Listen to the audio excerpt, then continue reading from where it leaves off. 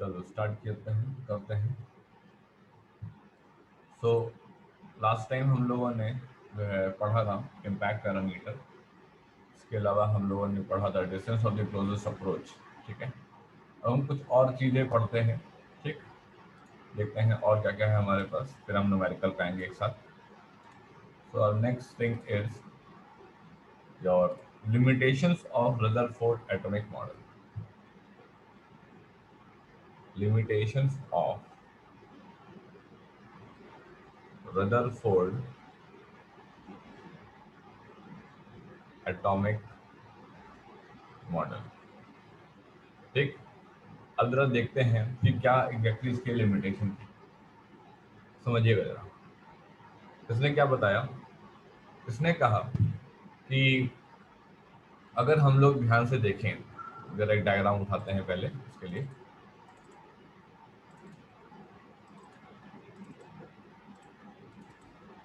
ये हम लोगों ने एक डायग्राम उठाया।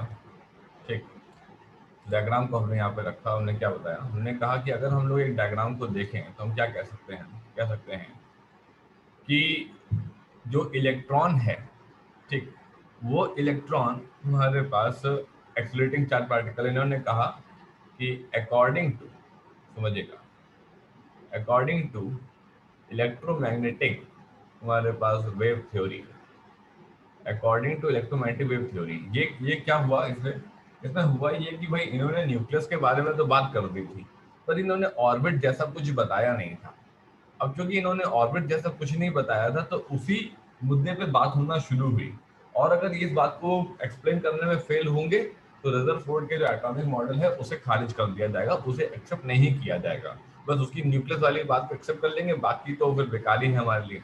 ठीक है, according to EM wave theory, इन्होंने कहा कि an accelerated charge particle, an accelerated charge particle, अगर एक एक्सेलरेटेड चार्ज पार्टिकल की हम लोग बात करें, ठीक, तो हमने पढ़ा है उसके बारे में कि इट मस्ट रेडिएट, उसको चाहिए कि वो रेडिएट करे इलेक्ट्रोमैग्नेटिक एनर्जी, मतलब कि वो उसको कुछ एनर्जी तो रेडिएट करनी चाहिए, इन्होंने कहा। ठीक है, अब हम लोगों ने एक बहुत सीधी सी बात पढ़ी हुई है कि सर अगर कोई भी बॉडी सर्कुलर मोशन करती है, हमारी कोई भी बॉडी हमारी सर्कुलर मोशन करती है, तो सर्कुलर मोशन करने पे होता क्या है, होता ये है कि उस बॉडी का, अब देखो, या तो वो यूनिफॉर्म सर्कुलर मोशन हो सकता है या तो वो नॉन यूनिफॉर्म सर्कुलर मोशन हो सकता है।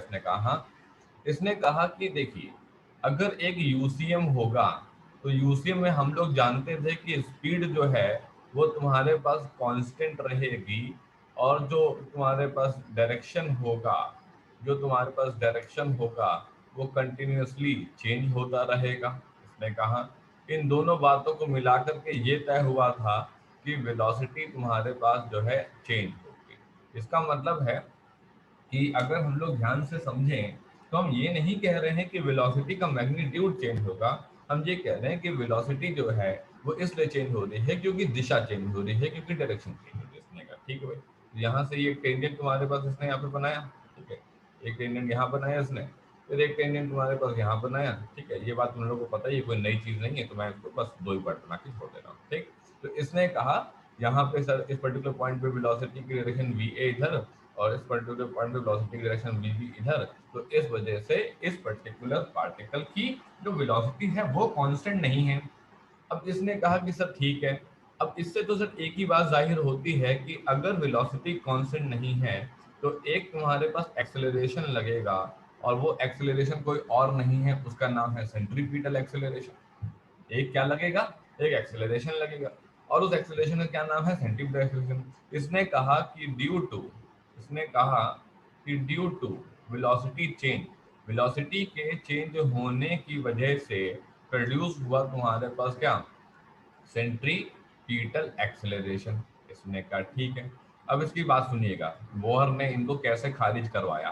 ठीक है, बोहर की वजह से ये कैसे खारिज हुए, फिर बोहर ही लाए अपनी बात। ठीक, तो इन्होंने कहा कि इलेक्ट्रोमैग्नेटिक वेव थ्योरी ये कहती है कि अगर कोई एक्सेलरेटेड चार्ज पार्टिकल होगा, इसका मतलब ये तो प्रूव हो गया कि ये भाई साहब इलेक्ट्रॉन जो हैं ये तुम्हारे पास एक्सेलरेटेड है। एक्सेलरेटेड का मतलब है यहाँ पे इन पे एक सेंट्रीपिटल एक्सेलरेशन लग रहा है। सेंट्रीपिटल एक्सेलरेशन क्या करेगा सर? सेंट्रीपिटल एक्सेलरेशन इसको जो है सेंटर की तरफ बुलाएगा। इसने कहा ठीक है, एन एक्सेलरेटेड चार्ज पार्टिकल लग रहा है और इनको चाहिए कि तुम्हारे पास एनर्जी रेडिएट करे। हमने कहा ठीक, कोई दिक्कत नहीं। अब इसने कहा कि क्योंकि इलेक्ट्रॉन लगातार तुम्हारे पास अंडर एक्सेलरेशन है, तो electron electron will electron will continuously electron will continuously emit energy। Electron तुम्हारे पास कंटिन्यूसली एमिट कर रहा है एनर्जी। समझिएगा, ये जो बात मैंने लिखी है, ये बात मैंने इलेक्ट्रोमैग्नेटिक वेव थ्योरी के हिसाब से लिखी है, अभी आपने पढ़ी नहीं है, तो एक मोटी मोटी बात सुन लो कि इलेक्ट्रोमैग्नेटिक वेव थ्योरी क्या कहती है। इलेक्ट्रोमैग्नेटिक वेव थ्योरी सिर्फ इतना कहती है कि जब कोई चार्ज पार्टिकल एक्सेलरेशन में होगा, या तो एक्सेलरेशन में ना हो भाई, वो तो हो ही नहीं सकता, यहाँ पे जब गोल गोल घूमना है तो एक्सेलरेशन में तो होंगे ही होंगे। तो इसने कहा कि जब कोई चार्ज पार्टिकल एक्सेलरेशन में होगा तो इलेक्ट्रोमैग्नेटिक वेव थ्योरी कहती है कि वो लगातार एनर्जी को रिलीज करेगा। इसने कहा ठीक है, और अगर ऐसा करेगा then it should then then it should then it should gradually move then it should gradually move to lower orbits और वो धीरे धीरे तुम्हारे पास क्या होगा, अपनी नीचे की तरफ आने लग जाएगा, सेंटर की तरफ आने लग जाएगा। इसने कहा ठीक है। इसका मतलब क्या हुआ? इसका मतलब ये हुआ कि अगर हम लोग यहाँ पे बात करें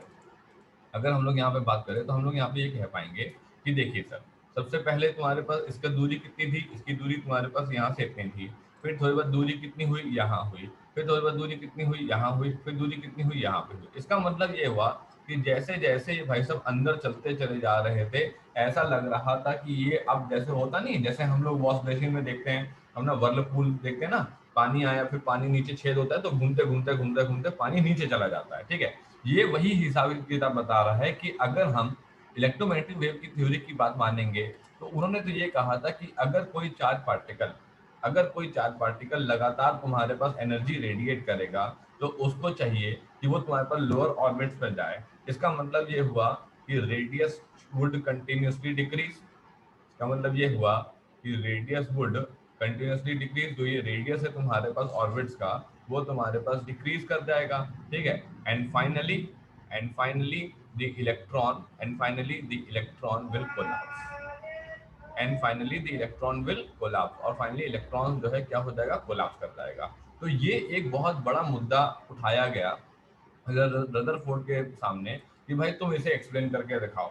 अब रदरफोर्ड ने बहुत दलीलें दी होंगी, लेकिन कोई फायदा नहीं हुआ, क्योंकि ईएम वेव थ्योरी ने कहा था कि एक्सेलरेटिंग चार्ज पार्टिकल को इलेक्ट्रोमैग्नेटिक एनर्जी को रेडिएट करने का है, और यहाँ पे ये बात प्रूव हो गई कि भाई वेलोसिटी कम होने की वजह से सेंट्रीपिटल एक्सेलरेशन आ रहा है। इसका मतलब ये हुआ कि ये तो प्रूव हो गया कि ये चार्ज पार्टिकल एक्सेलरेटेड पे है, और ये प्रूव हो गया कि अगर चार्ज पार्टिकल एक्सेलरेटेड मोशन पे है तो फिर इलेक्ट्रोमैग्नेटिक वेव थ्योरी ने कहा हमारी बात तो मानी जानी चाहिए। इसने कहा अगर हमारी बात मानी जाएगी तो उस हिसाब से क्या होगा कि इलेक्ट्रॉन जो है तुम्हारे पास धीरे धीरे लोअर ऑर्बिट पे आता जाएगा, रेडियस कंटिन्यूसली डिक्रीज होता जाएगा, और फाइनली इलेक्ट्रॉन क्या हो जाएगा, तुम्हारे पास कोलैप्स हो जाएगा। इसका मतलब ये हुआ कि इन सभी बातों के बाद ये तुम्हारे पास निष्कर्ष निकला कि Rutherford failed Rutherford failed to explain, वो फेल हो गए इस बात को एक्सप्लेन करने के लिए। किसको? Explain the instability of atom. वो अनस्टेबिलिटी ऑफ एटम को एक्सप्लेन नहीं कर पाए, वो इस बात को एक्सप्लेन नहीं कर पाए कि हम कैसे बचाएंगे इलेक्ट्रॉन को कोलैप्स होने से। आई बात समझ में?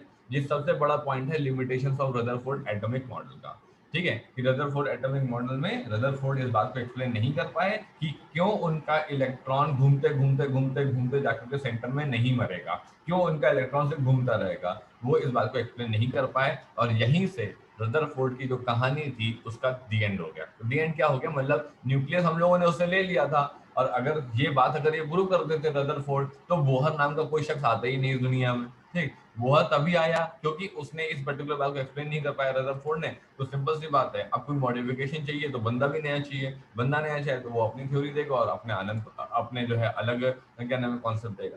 आई बात समझ में? ठीक, चलो। अब एक पॉइंट इसके अंदर और है, पर वो पॉइंट अभी समझ में आना नामुमकिन है। क्यों नामुमकिन है? क्योंकि उसमें स्पेक्ट्रम की बात है, तो मैं इसको लिख भले ही दे रहा हूँ, ठीक है, लेकिन आप जो है उसको समझेंगे लगभग 3 से 4 लेक्चर के बाद। अभी उसकी कोई जरूरत भी नहीं है, मैं लिख दे रहा हूँ यहाँ पे। It would it would produce continuous spectrum. It would produce continuous spectrum in case of line spectrum. In case of line spectrum, in case of line spectrum as per Rutherford. ठीक है, अभी इसको अब छोड़ दीजिए बिल्कुल, जब मैं आपको एटॉमिक स्पेक्ट्रा पढ़ाऊंगा तब मैं इस बात को लेकर ही पूरा एटॉमिक स्पेक्ट्रा स्टार्ट करूंगा। जो बात अभी मैंने यहाँ पे लिखी है बस मैंने लिख दी है आपके नोट्स के लिए, जब आपको नोट करोगे तो आप उसी वक्त नोट कर लेना। ठीक है, तो पहली बात आप समझ गए कि इलेक्ट्रॉन का धीरे धीरे धीरे धीरे धीरे गिरते गिरते गिरते जाकर के सेंटर पे कोलैप्स करना, ये बात दुनिया भर के साइंटिस्ट ने उठाई और रदरफोर्ड इस बात को एक्सप्लेन नहीं कर पाए। रदरफोर्ड जब इस बात को एक्सप्लेन नहीं कर पाए तो रदरफोर्ड के एटॉमिक मॉडल को सिर्फ इस बात के लिए जाना जाता है कि तुमने हमको न्यूक्लियस दिया था और तुमने हमको और कुछ भी नहीं दिया था। ठीक है, ये बात जो है रदरफोर्ड की कहानी पे यहाँ खत्म होती है। ठीक, अब कहानी आगे बढ़ेगी, कहानी आगे बढ़ेगी, अब नया शख्स आएगा यहाँ पे। ठीक है, बोहर थ्योरी। ठीक है, बोहर थ्योरी। अब बोहर की क्या थ्योरी है जरा इनके बारे में समझिएगा। बोहर ने अपनी थ्योरी को कुछ सिंपल पॉइंट्स में बताया और बहुत लॉजिकली एक्सप्लेन किया। ठीक है, मैं उन पॉइंट्स को आपके सामने लिखता हूँ और फिर एक्सप्लेन करता चलता हूँ। देखिए जरा क्या क्या है पॉइंट उनके। सबसे पहला पॉइंट, तो सबसे पहला पॉइंट इन्होंने यहाँ पे क्या लिखा है, सबसे पहला पॉइंट इन्होंने लिखा है the electron in an atom. समझिएगा, ठीक है, इन्होंने कहा the electron in an atom, जो इलेक्ट्रॉन एक एटम में है, मूव्स अराउंड न्यूक्लियस। ये बात बोहर ने बताई थी। बात समझना, किसने क्या बताई थी, तुमको ये बात क्लियर होनी चाहिए। जब तुमको ऑब्जेक्टिव में सवाल आएगा तो वो ऐसे मिक्स करके देंगे कि ये वाटरमेलन की थ्योरी किसने दी थी, ये न्यूक्लियस की थ्योरी किसने दी थी, अल्फा पार्टिकल स्पेक्ट्रिंग गोल्ड स्कैटरिंग एक्सपेरिमेंट किसने किया था, है ना, बोहर ने क्या किया था। तो तुमको तीन चार लोग हैं, Dalton, Thomson, Rutherford, Bohr. Dalton का अपने कोर्स में नहीं है, मतलब अपने क्लास 12 के सिलेबस में लगभग नहीं आता है वो। थॉमसन आ सकता है, रदरफोर्ड आ सकता है, बोहर आ सकता है। ठीक है, चलो, तो इन्होंने सबसे पहली बात क्या बोली, इन्होंने कहा इलेक्ट्रॉन जो है ना वो एटम में है और वो न्यूक्लियस के अराउंड मूव करने वाला है, वो भी तुम्हारे पास किसमें, सर्कुलर ऑर्बिट्स पे, under the influence of coulomb electrostatic force of attraction. This Coulomb force gives the necessary centripetal force for the electron to undergo circular motion। ये बात तो हमको साफ साफ पता है। अगर हम ये पर्टिकुलर एटम की बात करें, ठीक है, और हमने कहा कि भाई ये हमारा न्यूक्लियस है, हमने कहा हाँ, ठीक, कोई दिक्कत नहीं, ये हमारा न्यूक्लियस है और ये हमारा यहाँ से ले लेते हैं इधर की तरफ। ठीक, ये हमारा जो है इलेक्ट्रॉन है। ठीक है, यहाँ पे इलेक्ट्रॉन है हमारा, ये हमारा रेडियस हो जाएगा। ठीक, और इसको हम ले लेते हैं यहाँ पे, इसको हम यहाँ पे ले लेते हैं, ये टेंजेंशियल बना लेते हैं यहाँ से। ठीक है, ये यहाँ पे, और इसको कह देते हैं तुम्हारे पास क्या, इसको कह देते हैं तुम्हारे पास वेलोसिटी। ठीक, इसने क्या बोला, इसने कहा कि देखो ऐसा, जैसा कि अभी अभी ये बात हम प्रूव कर करके आए हैं ऊपर कि जो स्पीड है वो कांस्टेंट है, बट डायरेक्शन कांस्टेंट नहीं है, जिसकी वजह से तुम्हारे पास इस डायरेक्शन में एक सेंट्रीपिटल एक्सेलरेशन आता है। ठीक है, एक सेंट्रीपिटल क्या आता है, एक्सेलरेशन आता है। इसने कहा ठीक है, अब अगर सेंट्रीपिटल एक्सेलरेशन आया है तो इसकी वजह से कौन आएगा, इसकी वजह से सेंट्रीपिटल फोर्स आएगा। इसने कहा ठीक है, अब सेंट्रीपिटल फोर्स तो ये कहता है कि summation F is equal to m into तुम्हारे पास AC, है ना। ये बात हमने आपको लास्ट क्लास 11 में समझाई थी कैसे करते हैं सवाल। Summation F is equal to AC का क्या मतलब हुआ, इन्होंने कहा हम कौन है, हम है सेंट्रीपिटल फोर्स। यहाँ पे आएगा कि one someone has to come, someone has to take responsibility, someone has to take responsibility, ठीक, to provide, टू प्रोवाइड क्या, सेंट्रीपिटल फोर्स। इसने कहा कि यहाँ पे समेशन एफ के अंदर हम उस शख्स को मौजूद रखते हैं जो शख्स ये कहने के लिए काबिल हो कि भैया मैं लेता हूँ responsibility and I would be providing the centripetal force. Since यहाँ पे अपना ये न्यूक्लियस है तो ये चार्ज प्लस जेड ई और ये तुम्हारे पास ई, तो इन्होंने कहा कि इनके बीच में तुम्हारे पास क्या नाम है, कूलॉम्बिक तुम्हारे पास फोर्स ऑफ अट्रैक्शन आएगा। इलेक्ट्रोस्टैटिक्स में हम लोग यही पढ़ रहे हैं कि दो चार्ज के बीच में लगने वाला जो फोर्स होता है वो तुम्हारे पास कूलॉम्बिक फोर्स ऑफ अट्रैक्शन होता है। तो ये बोल गए कि 1/4 पाई तुम्हारे पास Z E into E upon तुम्हारे पास आर स्क्वायर जो है ना, यही भाई साहब तुम्हारे पास सेंट्रीपिटल फोर्स को देंगे। इसका मतलब ये हुआ कि अच्छा सेंट्रीपिटल फोर्स का फॉर्मूला क्या होता है, ये होता है तुम्हारे पास mv² अपॉन आर ही, तो पता ही होगा आपको। ठीक, तो 1/4 pi epsilon not Z E square upon तुम्हारे पास R square equals to m तुम्हारे पास v स्क्वायर अपॉन r। ये पहला पॉस्टुलेट था, ठीक। ये पहला पॉस्टुलेट था बोहर का, जिन्होंने बहुत साफ शब्दों में आपको ये समझा पाया कि इलेक्ट्रॉन किसी भी एटम में न्यूक्लियस के इर्द गिर्द मूव करता है। इर्द गिर्द मतलब उसकी क्या नाम है, सर्कुलर पार्ट में मूव करता है, सर्कुलर ऑर्बिट में मूव करता है, ठीक है।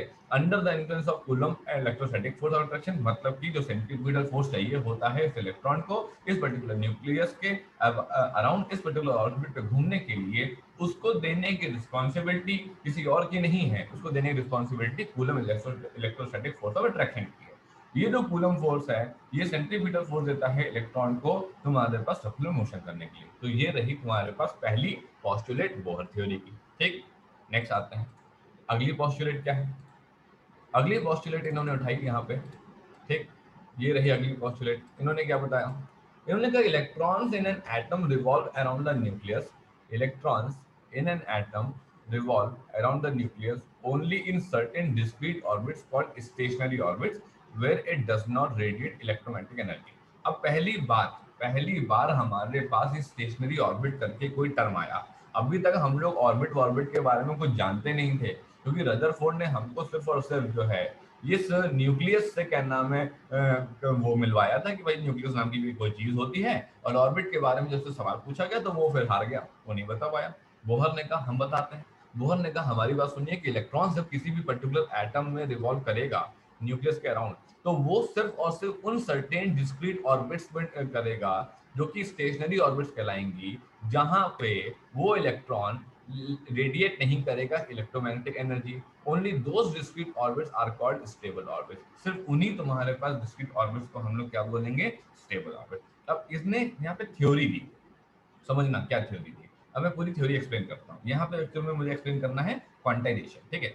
इन्होंने क्या बोला, इन्होंने कहा कि देखिए ऐसा है कि एंगुलर मोमेंटम, इन्होंने कहा कि angular momentum of the electron, ठीक है। एंगुलर मोमेंटम क्यों, लीनियर क्यों नहीं यार, गोल गोल घूम रहा है ना, गोल गोल घूम रहा है तो रोटेशनल मैकेनिक्स आएगी ना, लीनियर मैकेनिक्स का क्या मतलब है यहाँ पे, ठीक है। तो angular momentum of the electron, ठीक है, in these stationary orbits, in these stationary orbits, in these stationary orbits, और तुम्हारे पास stable orbits are quantized, are quantized. ये क्वांटाइज्ड मतलब, क्वांटाइज्ड मतलब क्वांटिटी है ना, क्वांटाइज्ड मतलब होता है क्वांटिटी, क्वांटिटी मतलब क्वांटिफाई, क्वांटिफाई मतलब न्यूमेरिकल वाला, मतलब कुछ एक्सप्रेशन जैसा टाइप, ठीक है। इसने कहा ठीक, कोई दिक्कत नहीं। इसने हम क्या कहना चाह रहे हो बताओ जरा। इसने कहा बता रहे क्या कहना चाह रहे। इसने कहा कि एंगुलर मोमेंटम, इसने कहा कि angular momentum should be an integral multiple of h upon 2 pi, ठीक है। इसने कहा कि जो हमारा इलेक्ट्रॉन, जो कोई भी इलेक्ट्रॉन अपना है, वो इलेक्ट्रॉन भाई न्यूक्लियस के क्या नाम है गोल गोल चक्कर में घूम रहा है, हाँ घूम तो रहा है। इसने कहा अगर घूम रहा है ना, तो एक काम करो, एक कंडीशन हम दे रहे हैं कि जो एम वी आर जो है वो इंटीग्रल मल्टीपल होना चाहिए h अपॉन तुम्हारे पास 2 पाई का। इसने कहा अच्छा, इसमें m कौन है, इसमें m तुम्हारे पास मास ऑफ इलेक्ट्रॉन है, ठीक है। इसमें v कौन है, इसमें तुम्हारे पास v तुम्हारे पास जो है वेलोसिटी ऑफ तुम्हारे पास इलेक्ट्रॉन है। इसमें r कौन है, इसमें r तुम्हारे पास रेडियस ऑफ ऑर्बिट है, ठीक। इसमें n क्या है, n तुम्हारे पास इंटीजर नंबर है, ठीक। इसमें h क्या है, इसमें h तुम्हारे पास एक प्लैंक्स कांस्टेंट है, ठीक है। h तुम्हारे पास एक प्लैंक्स कांस्टेंट है जिसकी वैल्यू होती है 6.6 इंटू 10 की पावर माइनस तुम्हारे पास 34 जूल सेकेंड, ठीक। समझिएगा जरा।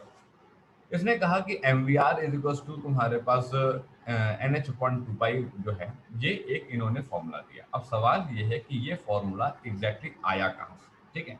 अब उस फॉर्मूले के समझने के लिए आपको डुअल नेचर पढ़ा होना चाहिए था, लेकिन डुअल नेचर तो नहीं पढ़ा हुआ है। चलो मैं एक काम करता हूँ, मैं आपको तो एक सिंपल लैंग्वेज में समझाने की कोशिश करता हूँ, ठीक है। 90% तक समझा लेता हूँ, हो सकता है 10% ना समझा पाए क्योंकि डुअल नेचर पढ़ा नहीं है, फिर भी कोशिश करते हैं। देखो, according to quantum mechanics, according to quantum mechanics क्या कहती है, क्वांटम मैकेनिक्स ये कहती है कि इलेक्ट्रॉन हैज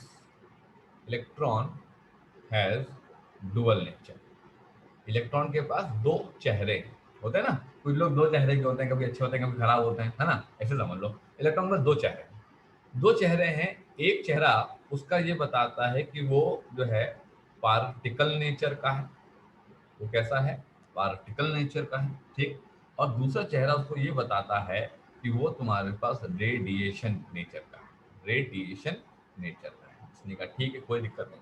इसने कहा ठीक, तो क्या करा जाए। इसने कहा कि दिस थ्योरी, अब सुनना क्या बोला इसने, दिस थ्योरी, ये जो पर्टिकुलर थ्योरी है, this theory selects only those orbits, selects only those orbits, ये थ्योरी महज उन दो ऑर्बिट्स को सिलेक्ट करती है, वो दो ऑर्बिट्स को सिलेक्ट करती है, ठीक है, for which the circumference, for which the circumference of the orbit is equal to the integral number of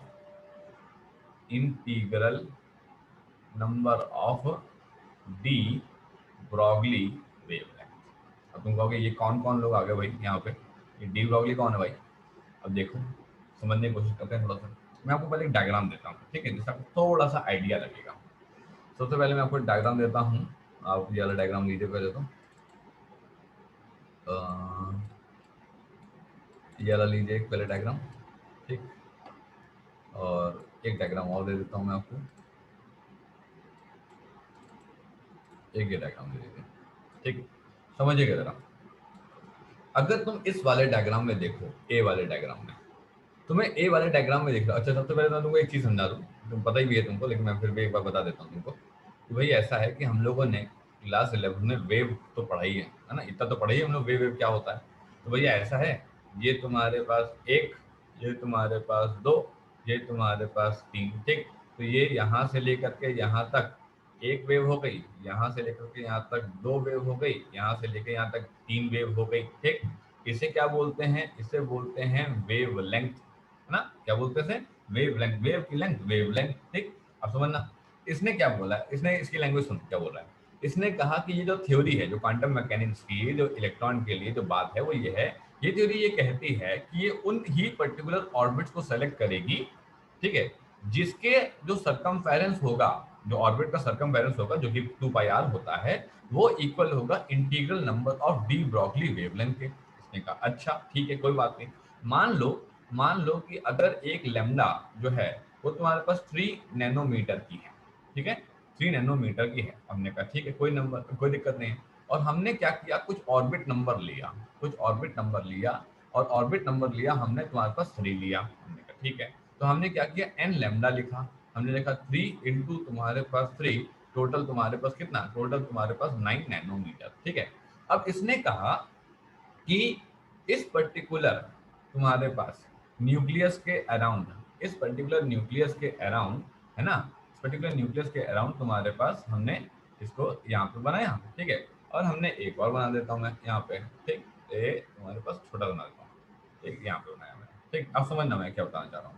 मैं सिर्फ तुमको ये बताना चाह रहा हूँ कि एन इंटू लेमडा, एक अगर तुम्हारे पास वेवलेंथ की लंबाई 3 नैनोमीटर है, ठीक है, तो एन लेमडा मतलब कि तुम्हारे पास हमने ऑर्बिट नंबर 3 लिया और हमने उसकी 3 नैनोमीटर कर ली। अब इसने कहा कि यहाँ पे तुम्हारे पास कुछ ऑर्बिट्स बनी हुई हैं। जब मैंने इसका सरकमफेरेंस निकाला, पहली वाली का सरकमफेरेंस निकाला, फर्स्ट वाली का, तो फर्स्ट वाली का सरकमफेरेंस निकला तुम्हारे पास कितना, ये निकला तुम्हारे पास 6 नैनोमीटर, ठीक। मैंने दूसरी वाली का सरकमफेरेंस निकाला, तो दूसरी वाली का सरकमफेरेंस निकला तुम्हारे पास कितना, ये निकला 7 नैनोमीटर, ठीक है। और जब मैंने तीसरी वाली का सरकमफेरेंस निकाला, तो उसका सरकमफेरेंस निकला तुम्हारे पास 9 नैनोमीटर। इसका मतलब ये हुआ कि जो हमारा इलेक्ट्रॉन है, अगर मैंने तुम्हारे पास इस पर्टिकुलर वाली में मैंने बनाया होता, तो मेरा इलेक्ट्रॉन ऐसे जाता, फिर मेरा इलेक्ट्रॉन जो है तुम्हारे पास ऐसे जाता, फिर मेरा इलेक्ट्रॉन जो है तुम्हारे पास ऐसे जाता, और ये तो ऐसे जाता और इधर की तरफ, ठीक है। ये तो 9 नैनोमीटर है और इसकी लंबाई तो तुम्हारे पास 7 नैनोमीटर होती, तो ये तुम्हारे पास 1 मिनट पीछे कर लेता हूँ मैं, ये यहाँ पे, हाँ, ये तुम्हारे पास ऐसे जाता और ऐसे जाने के बाद तुम्हारे पास ये इस तरीके से हो जाता। इसका मतलब ये हुआ कि अगर हम यहाँ पे ध्यान से समझें तो हमें क्या पता लग रहा है, एक मिनट जरा, हाँ अब देखिए जरा, अब इसने क्या बताया, हाँ अब इसने कहा कि अगर मैं इस सेकंड वाले को देखूं, ठीक है, ये 7 नैनोमीटर है, मुझे कितना चाहिए था, 9 नैनोमीटर, ये 7 नैनोमीटर है। जब मेरा इलेक्ट्रॉन, ठीक है, इसने कहा जब मेरा इलेक्ट्रॉन तुम्हारे पास यहाँ से ऐसे चल रहा था चल रहा था चल रहा था, यहाँ तक, यहाँ से ए से लेकर के बी तक तुम्हारे पास वन वेव लेंथ कंप्लीट हो गई, वन वेव लेंथ कंप्लीट हो गई। बी से लेकर के सी तक तुम्हारे पास, बी से लेकर के तुम्हारे पास सी तक सेकेंड वेव लेंथ कंप्लीट हो गई, ठीक है। अब इसने कहा कि सी से लेकर के तुम्हारे पास ए तक तुम्हारी थर्ड वेव लेंथ कंप्लीट हो जानी थी, लेकिन भाई ऐसा है कि वो तो तब हो जाना था ना जब इसका सरकमफेरेंस 9 नैनोमीटर का होता, लेकिन इसका तो 7 नैनोमीटर है, सिंपल सी बात है, कम पड़ जाएगा। तो इसने कहा कि ये तो तुम्हारे पास ऑर्बिट है, ये ऑर्बिट, इसने कहा this this can not be, this can not be taken as orbit, ये तुम्हारे पास ऑर्बिट की तरीके से नहीं लिया जा सकता। क्यों नहीं लिया जा सकता, क्या दिक्कत है, दिक्कत ये है 9 नैनोमीटर की दूरी होनी चाहिए थी सरकमफेरेंस के फॉर्म में, और सिर्फ 7 नैनोमीटर की दूरी है सरकमफेरेंस के फॉर्म में। तो क्या हुआ कि जब इलेक्ट्रॉन घूम रहा था तो उसने ये सोचा था कि जब मैं जाऊंगा ना तो बड़े आराम से मैं कवर कर लूंगा, लेकिन ऐसा नहीं हुआ। लेकिन जब ये इलेक्ट्रॉन यहाँ से स्टार्ट हुआ इस तरीके से, तुम्हारे पास ऐसे यहाँ से स्टार्ट हुआ, फिर ये तुम्हारे पास ऐसे यहाँ से स्टार्ट हुआ, फिर ये तुम्हारे पास, और पीछे कर लेते हैं जरा, एक फिर पर्सन 9, हाँ अभी बता रहा हूँ, मैं अभी बता रहा हूँ, एक्सप्लेन कर रहा हूँ, ठीक है। देखो अब जब मैं यहाँ पे पहुंचा, ठीक है, 9 नैनोमीटर। अब इसने कहा कि तुम्हारे पास ये जो तुम्हारे पास यहाँ पे मैंने बनाया, ये तुम्हारे पास यहाँ पे, ये तुम्हारे पास यहाँ पे, और ये तुम्हारे पास यहाँ पे, ठीक। इसका मतलब ये हुआ कि ऐसे कितने सर्कल होंगे इस न्यूक्लियस के अबाउट, इस न्यूक्लियस के अबाउट ऐसे 500 सर्कल होंगे। अब मैं क्या करूंगा, पहला सर्कल, दूसरा सर्कल, तीसरा, चौथा, पांचवा, छठा, सातवां, आठवां सारे चेक करूंगा, और जिसमें मेरा सरकमफेरेंस 9 नैनोमीटर के बराबर हो जाएगा उसको मैं अपना ऑर्बिट कह दूंगा, वो मेरे तीसरे नंबर का ऑर्बिट हो जाएगा। इतनी बात क्लियर हुई। अब मान लो कि मेरा orbit number n is equal to 2 होता, अब मैं n लेमडा लिखता तो वो 2 इंटू 3 आता, वो कितना आता, 6 नैनोमीटर आता। इसका मतलब है कि ये भाई साहब ये वाला जो है तुम्हारे पास, ये मेरा कहलाता क्या, सेकंड ऑर्बिट कहलाता, ठीक है। और ये भाई साहब मेरा क्या कहलाता, ये कहलाता मेरा थर्ड ऑर्बिट कहलाता। इसके अंदर एक और सर्कल बनाता मैं, इसके अंदर जो है ये एक और सर्कल बनाता, जो मैं ये वाला सर्कल बनाता, ये मेरा कहलाता क्या, फर्स्ट ऑर्बिट कहलाता। आई बात समझ में, ठीक है। तो इसने अभी हमसे क्या बोला, इसने कहा कि ये पर्टिकुलर थ्योरी सिर्फ और सिर्फ उन सर्कल को न्यूक्लियस के अराउंड सेलेक्ट कर लेगी, चूज कर लेगी, जिन सर्कल का जो सरकमफेरेंस होगा वो integral number of de Broglie wavelength या फिर वेवलेंथ ऑफ द इलेक्ट्रॉन के बराबर होगा। इसका मतलब जो है ये जो हमने सेकंड वाला बनाया, ये मेरा क्या कभी ऑर्बिट कहला पाएगा, बताइए क्या लगता है, जो मेरा 7 नैनोमीटर वाला है क्या ये कभी ऑर्बिट कहला पाएगा, कभी भी कहला पाएगा, नहीं, ये कभी भी ऑर्बिट नहीं कहला पाएगा। इसका मतलब ये हुआ कि तुम्हारे पास n इज इक्वल टू 1 वाले को 1 इंटू 3 नैनोमीटर का सरकमफेरेंस रखना था, n इज इक्वल टू 2 वाले को 6 नैनोमीटर का रखना था, n इज इक्वल टू 3 वाले को 9 नैनोमीटर रखना था, और n इज इक्वल टू 4 वाले को 12 नैनोमीटर का रखना पड़ेगा। इसके बीच में तुम्हारे पास, इसके बीच में तुम्हारे पास 7 नैनोमीटर वाला भी आएगा, ठीक है, 7 नैनोमीटर वाला भी आएगा। अब सिंपल सी बात है, 7 नैनोमीटर वाला सरकमफेरेंस तो हो गई ना, वो ऑर्बिट नहीं कहलाएगा। इसके बीच में 5 नैनोमीटर वाला आएगा, वो ऑर्बिट नहीं कहलाएगा। इसके बीच में क्या नाम है 2 नैनोमीटर वाला आएगा, वो ऑर्बिट नहीं कहलाएगा। 11 नैनोमीटर वाला आएगा, वो ऑर्बिट नहीं कहलाएगा। बात क्लियर हुई सभी लोग को? अभी भी किसी को यहाँ पे डाउट है तो मुझे पूछिए, बताइए। अभी भी किसी को यहाँ पे थोड़ा सा भी डाउट है तो मुझे बताइए, मैं आपको एक्सप्लेन करता हूँ। वो पर्टिकुलर जो सर्कल है, वो जो पर्टिकुलर पॉइंट है, जो तुम्हारे पास न्यूक्लियस है, उस न्यूक्लियस के अबाउट ये वाला सर्कल भी है, ये सर्कल भी है, ये सर्कल भी है, और ये सर्कल भी है। तो सारे सर्कल होंगे, सिंपल सी बात है। अब जब इतने सारे सर्कल हैं तो क्या सब लोग ऑर्बिट है? नहीं नहीं, सब लोग ऑर्बिट नहीं है। इसमें बस वही लोग ऑर्बिट कहलाएंगे, इसमें वही लोग स्टेशनरी ऑर्बिट, स्टेबल ऑर्बिट कहलाएंगे जिनका integral number of de Broglie wavelength जो है उस सर्कल के सरकमफेरेंस के बराबर हो जाएगा। मतलब 7 नैनोमीटर वाला सर्किल होगा, पक्की बातें होगा। 5 नैनोमीटर वाला सर्किल होगा, 2 नैनोमीटर वाला सर्किल होगा, 11 नैनोमीटर वाला सर्किल होगा, पर ये लोग ऑर्बिट नहीं है, ये लोग ऑर्बिट नहीं है। तो ये कौन है? ये कुछ भी नहीं है। यहाँ पे कभी भी इलेक्ट्रॉन होगा ही नहीं। इसका मतलब ऐसा नहीं है न्यूक्लियस बन गया, अब जहां मन चाहे वहां जाके हमने इलेक्ट्रॉन को बैठा दिया। नहीं नहीं नहीं, ऐसा नहीं होगा। आप इलेक्ट्रॉन को उन्हीं सर्कुलर ऑर्बिट्स में ले सकते हैं जहां पे वो integral number of wavelength condition को फॉलो करेगा। इसका मतलब क्या हुआ? इसका मतलब ये हुआ this can not be taken as, this can't be orbit, ये ऑर्बिट नहीं हो सकता। क्यों? क्योंकि 2 पाई आर यहाँ पे जो है एन लेमडा क्या नाम है नहीं हो पाएगा, ठीक। और जहां पे तुम्हारे पास यहाँ पे 2 पाई आर जो है वो एन लेमडा के बराबर है, तो आप जो है इसे ऑर्बिट लेंगे, ये तुम्हारे पास ऑर्बिट कहलाएगा। बताओ भाई, किसी को यहाँ कोई डाउट है तो बताओ, तभी आगे बढ़े। अगर ये डाउट रहेगा तो फिर आगे मजा नहीं आएगा। सभी लोगों को ये बात समझ में आई? किसी को हल्का फुल्का छोटा मोटा कोई डाउट है? अरे जग रहे हो, सो रहे हो सबके सब? तो सब सो रहे हैं सुबह सुबह? आ रहे हैं सभी लोग को? यस। हाँ चलो, तो हमने आपको इतना बता पाया है अभी तक कि एक न्यूक्लियस के अराउंड सर्कल बहुत सारे होंगे, लेकिन उन सर्कलों में कौन सा ऑर्बिट कहलाएगा वो तय करेगा तुम्हारे पास ये कंडीशन। तो ये कंडीशन क्या दी गई थी? तो इस कंडीशन को जरा मैं लिख देता हूँ। ये कंडीशन दी गई थी कि circumference 2 pi are is equals to तुम्हारे पास n इंटू लेमडा, ये कंडीशन दी गई थी। उन्होंने कहा ठीक है, अब सर इस कंडीशन से फिर कुछ प्रूव भी कर सकते हैं। इसने कहा क्या प्रूव कर सकते हो? इसने कहा जो कंडीशन ये आपने लिखी है ना, ये वाली कंडीशन एंगुलर मोमेंटम की, इसे प्रूव कर सकते हैं। इसने कहा कैसे? इसने कहा देखो ऐसे कर सकते हैं।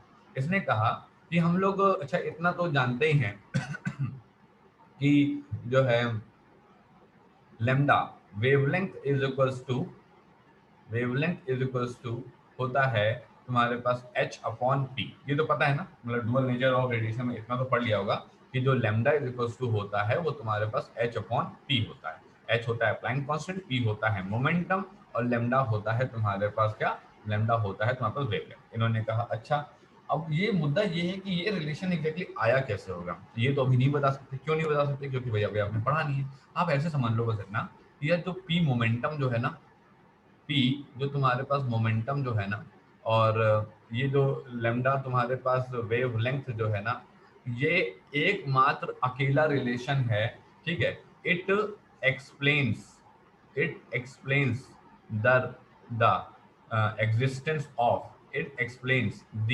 Existence of dual nature. ये डुअल नेचर का एग्जिस्टेंस एक्सप्लेन करता है। कौन कौन से नेचर? एक तो तुम्हारे पास पार्टिकल नेचर और एक तुम्हारे पास जो है रेडिएशन नेचर। जो वेवलेंथ है ये किसका रिप्रेजेंटेटिव है? ये रेडिएशन नेचर का रिप्रेजेंटेटिव है। रेडिएशन होगी, वेवलेंथ होगा, राइट। और ये मोमेंटम है, मोमेंटम को हम लोग को पता है, हम लोग पढ़ते चले आ रहे हैं मैकेनिक्स में। मेरा पार्टिकल होता था, उसकी वेलोसिटी होती थी, उसका मास होता था, उसका मोमेंटम होता था, उसका एंगुलर मोमेंटम होता था, ठीक है। तो lambda is equals to h upon p जो है वो तुम्हारे पास एक रिलेशन है। इसके बारे में आने वाले समय में जब हम लोग डुअल नेचर पढ़ेंगे तो बहुत डिटेल में जाएंगे। काइनेटिक एनर्जी और दुनिया भर के फॉर्मूले हैं उसके अंदर, ठीक है। बहुत सिंपल है, बड़े आराम से आप कर ले जाएंगे, ठीक। चलो, अब मुझे यहाँ पे क्या एक्सप्लेन करना था? मुझे यहाँ पे आपको ये एक्सप्लेन करना था कि lambda is equals to h upon p की जगह मैं क्या पुट कर सकता था? h अपॉन तुम्हारे पास mv पुट कर सकता था, ठीक है। इसने कहा कि क्वांटम मैकेनिक्स की आपने कंडीशन बताई, अभी क्वांटम मैकेनिक्स की आपने अभी ये कंडीशन बताई कि वो ये कह रहा है कि 2 pi are is equals to n into H upon 2 pi होना चाहिए, तभी कोई फलानी ऑर्बिट स्टेबल ऑर्बिट या स्टेशनरी ऑर्बिट कहलाएगी, अन्यथा नहीं कहलाएगी। यदि ये कंडीशन फॉलो नहीं हुई तो वो पर्टिकुलर जो सर्कल बना होगा न्यूक्लियस के अराउंड वो ऑर्बिट तो नहीं कहलाएगा। इसने कहा अच्छा ठीक है, कोई बात नहीं।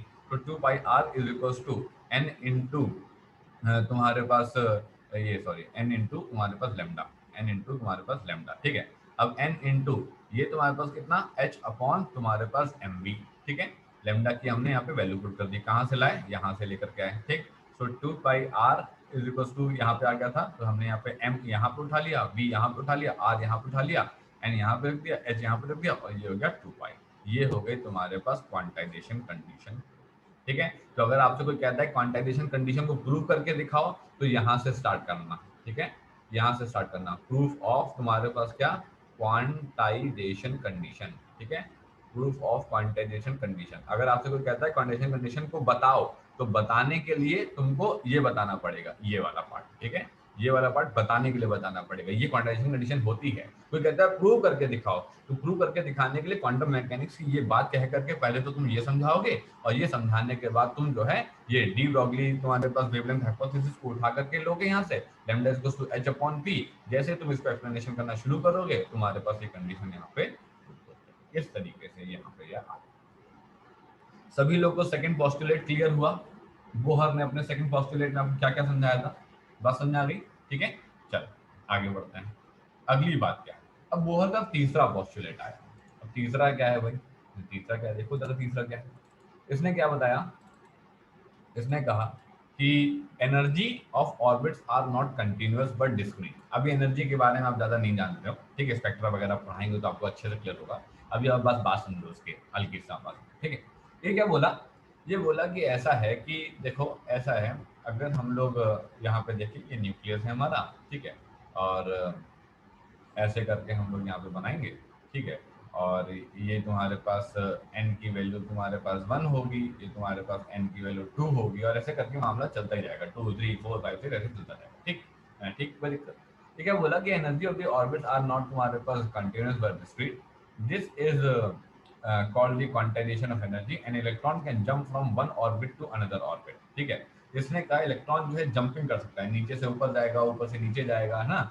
अच्छा, तो बाय एब्जॉर्बिंग और तुम्हारे पास emitting a photon whose energy is equal to the difference in energy gap between the two orbital levels. ठीक है, अभी के लिए बस आप इतना समझो कि अगर तुम्हारे पास जो है अपर ऑर्बिट से, अगर तुम्हारे पास अपर ऑर्बिट से जो है लोअर ऑर्बिट पे जाता है, अगर तुम्हारे पास अपर ऑर्बिट से लोअर ऑर्बिट पे जाता है, मतलब हायर एन वैल्यू से लोअर एन वैल्यू पे आता है, तो इट एमिट्स तुम्हारे पास एनर्जी, ठीक है, in form of radiation, in form of तुम्हारे पास रेडिएशन। इसे मैं अभी बात समझा रहा हूँ, मैं भी कॉन्सेप्ट में नहीं जा रहा हूँ, क्योंकि इसके लिए अभी और कॉन्सेप्ट चाहिए, तो वो भी बताए नहीं गए हैं। ठीक है, अपर ऑर्बिट से लोअर ऑर्बिट पे जब इलेक्ट्रॉन जाएगा ना, तो वो एमिट करेगा, सिंपल सी बात है, एनर्जी को छोड़ेगा। ठीक है, एनर्जी को छोड़ेगा इन फॉर्म ऑफ रेडिएशन।